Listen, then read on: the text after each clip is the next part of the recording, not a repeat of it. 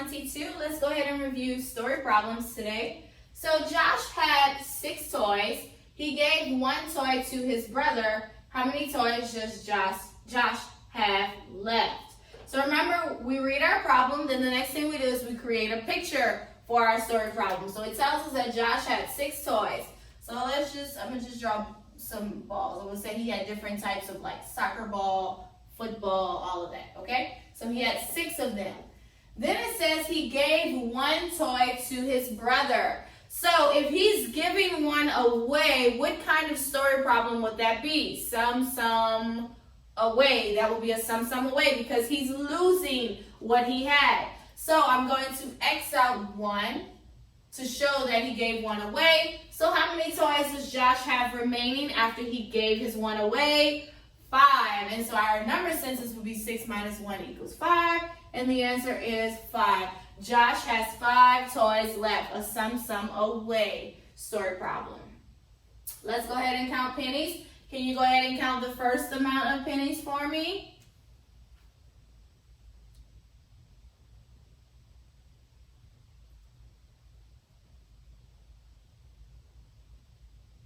You should have said 9 cents. 9 cents. Remember to put your cent sign behind it whenever you're counting money. Next, can you count? 2 cents. That was the easy one. 2 cents. Okay? Pennies are when we count by ones, and a penny is worth 1 cent.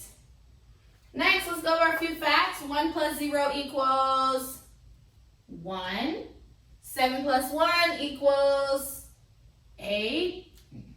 1 plus 3 equals 4. And 10 plus 0 equals 10.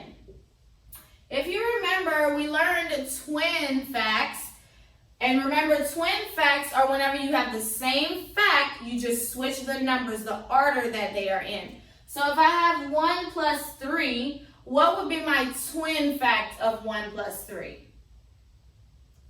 I hope you said 3 plus 1 equals 4. That's the twin. It's the same exact problem, we just switch the numbers. But it's always going to be the same answer. So if this is when it's 10 plus 0, what's my twin? 0 plus 10 equals 10. Again, same exact problem, you just switch the order and switch it around how it is, okay? Twin facts. All right, we're going to learn today what a digit means. In math, sometimes it will ask you how many digits. And a digit simply means a number. It's a bigger word for a number. A digit means a number. So whenever you say how many digits are in the number 64, you would say 2 because you have the number 6 and the number 4 in 64. A digit means a number. Okay? After we learn a digit is a number, now we can learn what's called place value.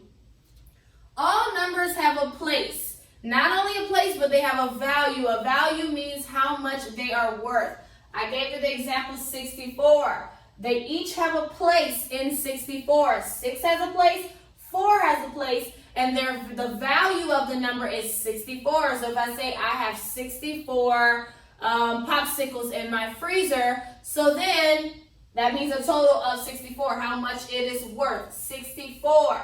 So place value is how we identify some numbers. We can identify numbers based upon their place value. We can create numbers because of place value. So we have 2 place values, okay? And so I usually put a line to show students. So I have the number 20 here. So I'm going to put 20 with my line in the middle of it. So each number has a place. 2 has a place and 0 has a place. We're going to start with the back. The back place is called the ones place, okay? The ones. How many ones are in the number 20? 0. There are none. This front place here is called the tens place. Tens place. So how many tens do we have in 20? 2. You have 2 tens, 0 ones. That makes the number 20. Let me give you an example of another number. Let's say 36. So 30 6. Whenever you break down the place value of 36, I am saying that I have 6 ones and 3 tens. That makes the number 36. 3 tens, 6 ones, 36. And when we say 3 tens, when we count by tens, 10, 20, 30, 30 is a 10. And then when I say 6, that's how many ones I went into 30. So I stopped at the 30s, then I said 31, 32, 33, 34, 35, 36. So that gave me 6 ones inside of 30. Okay? I'm going to show you one more.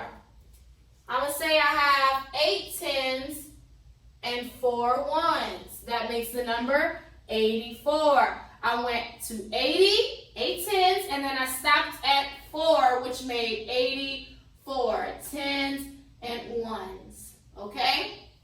So that is place value. All numbers have a place and they have a value, meaning how much they are worth.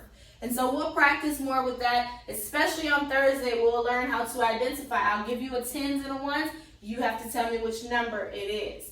Okay, a digit is a number. So in 20, which you will practice in your book, how many numbers are in 20? Please don't say 20. How many numbers? 2. 2 and 0. That's the only numbers that make up 20. If I would have had 120, then you would have said 3. But it's only 20. All right, so that is our math lesson today. You will do workbook page 22A on today.